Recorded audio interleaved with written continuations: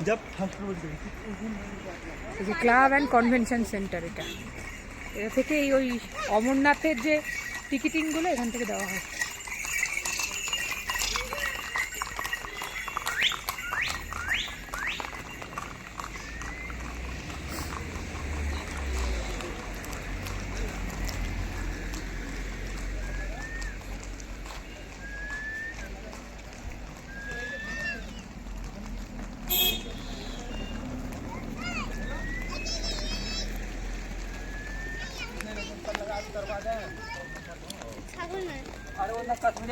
Hello everyone, 3 স্টোরির আরও একটা নতুন এপিসোডে আপনাদের প্রত্যেককে স্বাগত জানাই।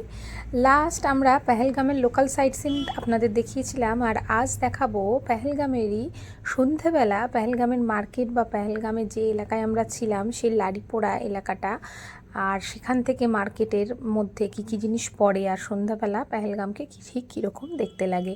এই যে মন্দিরটা দেখতে পাচ্ছেন, এটা গৌরী শঙ্কর টেম্পল, মানে শিব দুর্গার একটা মন্দির। এটা পেহেলগামে অবস্থিত। পেহেলগামে অনেকগুলো মসজিদ আমাদের চোখে পড়েছিল, কিন্তু এই একটাই আমাদের হিন্দু মন্দির কিন্তু এই এলাকায় চোখে পড়লো, যেটা লাড়িপোড়া থেকে মার্কেটের মধ্যে যাওয়ার রাস্তায় পড়ে। আর এটা জেকে ধর্মার্থ ট্রাস্ট দ্বারা এটা পরিচালিত। এই যে সামনের রাস্তাটা, এই রাস্তাটাই সোজা মেন মার্কেটে চলে গেছে পেহেলগামের। আর এই এখন আমি সেই ফুটপাথ দিয়েই হেঁটে চলেছি। এইখানে রাস্তা খুব পরিষ্কার পরিচ্ছন্ন, সেটা অবশ্যই ভিডিও দেখে বুঝতেই পারছেন।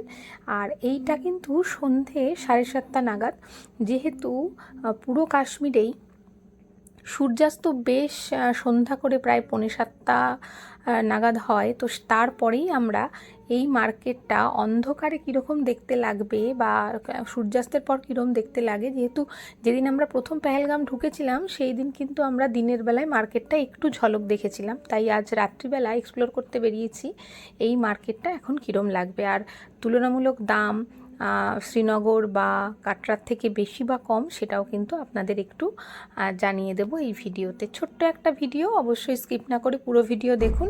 আমরা কাশ্মীর পর্বের একদম শেষ পর্যায়ে রয়েছি। আজকে পেহেলগাম ঘুরে কাল সকালেই কিন্তু আমাদের পেহেলগাম ছেড়ে জম্মুর উদ্দেশ্যে যাত্রা এবং তারপরে কলকাতা ফেরা। এই পুরোটার আরও দুটো ভিডিও আসবে পরপর, তাই একদমই ভিডিওগুলো স্কিপ না করে দেখতে থাকবেন। আমাদের কিন্তু 3 স্টোরিতে সমস্ত পরপর এপিসোডগুলো রয়েছে, চাইলে আপনারা একবার দেখে নিতে পারেন। আমরা যে লাড়িপোড়া এলাকায় যে হোটেলে রয়েছি, হোটেল হেভেন রোজ, সেখান থেকে এই মার্কেট পায়ে হেঁটে কিন্তু প্রায় 15 মিনিট মতো সময় লেগেছিল। আর রাস্তা কিন্তু যথেষ্ট ভালো, আমরা কিন্তু পুরোটা হেঁটেই এসেছিলাম।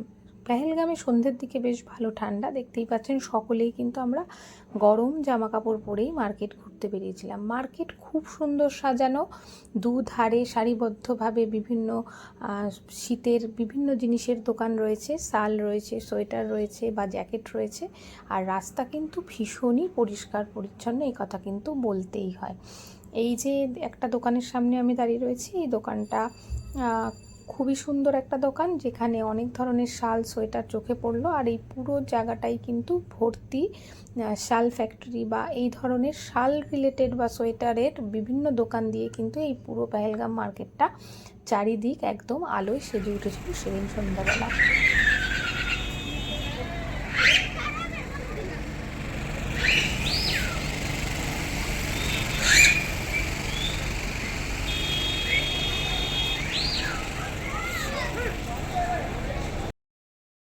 পেহেলগাম মার্কেটে সেদিন আমরা প্রায় 1 ঘন্টা কাটিয়েছিলাম।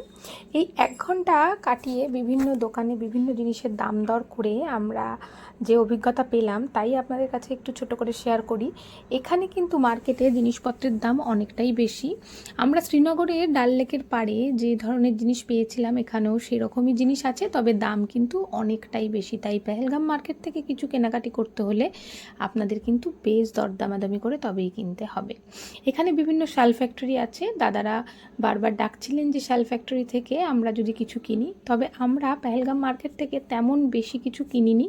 তার কারণ আমাদের এরপর কলকাতা ফিরতে হলে আমাদের দুটো জার্নি আছে। এখান থেকে জম্মু যাব, জম্মু থেকে দিল্লি থেকে কলকাতা। তো সেই কারণে আমরা আর লাগেজ বাড়াতে চাইনি, তাই আমরা বেশি কিছু কিনিনি।